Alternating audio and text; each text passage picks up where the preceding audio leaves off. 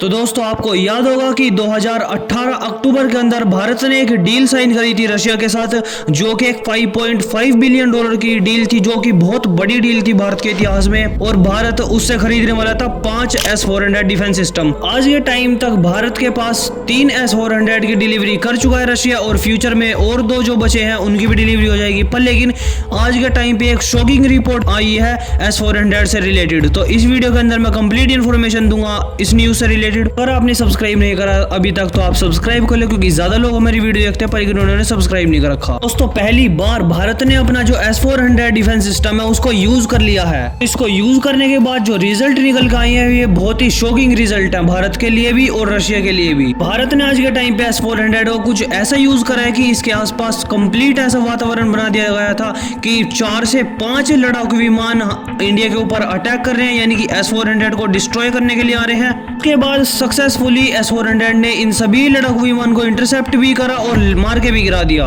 ये एक तरह का युद्ध अभ्यास था भारत के लिए कि अगर कोई युद्ध जैसी सिचुएशन होती है भारत के लिए तो ये S-400 कैसे काम करेगा और कैसे एक इंटरसेप्ट करने के बाद मार डालेगा उन सभी लड़ाकू विमान को। जो भारत ने ये टेस्ट करा है इसके अंदर 100% सक्सेसफुल रहा है S-400। तो ये रिजल्ट रशिया के लिए चौंका देने वाले इसलिए है क्योंकि आज के टाइम पे आपको पता होगा कि रशिया भी S-400 का यूज कर रहा है एक वॉर के अंदर यूक्रेन के साथ। पर लेकिन आज के टाइम पे जो रशिया के S-400 है वो फैक्टर के ऊपर भी डिपेंड करते हैं कि उन सभी S-400 को कौन आदमी ऑपरेट कर रहा है। इंडिया के केस में इन सभी S-400 को इंडियन आर्मी ऑपरेट कर रही थी, तो आप ये देख सकते हो कि इंडियन आर्मी की इतनी ज्यादा और इतनी अच्छी स्किल है कि उन्होंने उसको सक्सेसफुली इंटरसेप्ट भी करे वो सभी लड़ाकू विमान जो उस एरिया के अंदर आ रहे थे S-400 को मारने के लिए, और जो कुछ लड़ाकू विमान थे उनको लौट के वापस भेजने को मजबूर भी कर दिया। और आप S-400 को एज अ मशीन देखो तो वो बहुत ही अच्छी मशीन है डिफेंस के लिए। पर लेकिन इंडियन आर्मी ने आज के टाइम पे यही प्रूव करके दिखा दिया है कि अगर S-400 को ठीक से आप यूज करो तो ये बहुत ही अच्छा साबित हो सकता है वॉर के अंदर,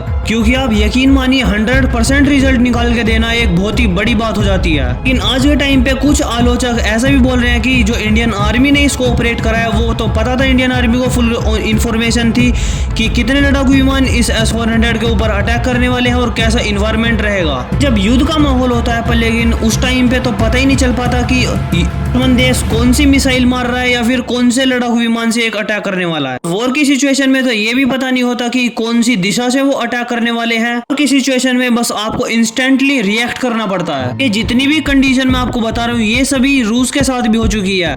और आप ये बात सुन के तो कतई हैरान हो जाओगे कि रशिया ने लगातार 10 साल तक S-400 का एक टेस्ट करा था।